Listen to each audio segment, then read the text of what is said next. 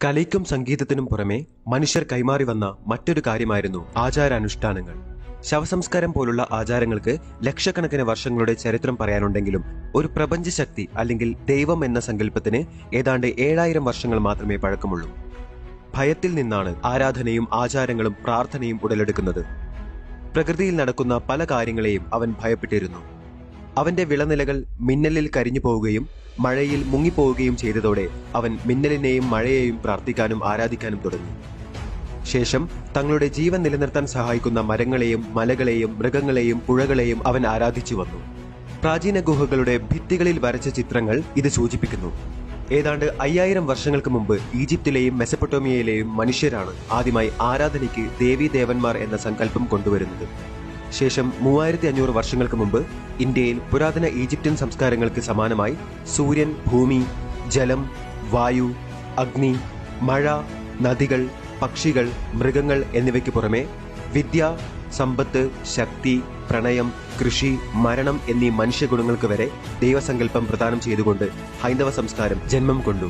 വ്യത്യസ്തമായ ആചാരാനുഷ്ഠാനങ്ങളും ഉപനിഷത്തുകളും ഉത്സവങ്ങളും മനുഷ്യജീവിതത്തിന്റെ ഭാഗമായി മാറി.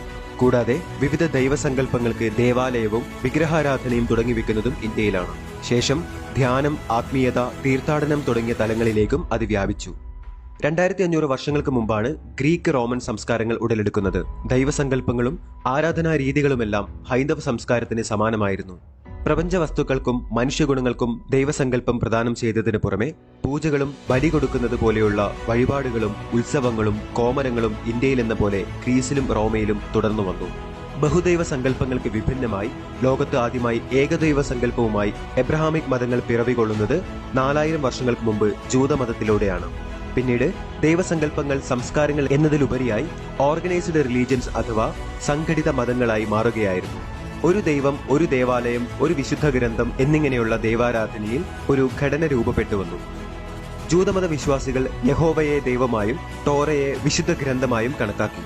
ശേഷം 2000 വർഷങ്ങൾക്ക് മുമ്പ് രൂപം കൊണ്ട ക്രൈസ്തവ മതത്തിൽ വിശ്വാസികൾ യേശുവിനെ ദൈവപുത്രനായും ബൈബിളിനെ വിശുദ്ധ ഗ്രന്ഥമായും കണക്കാക്കി.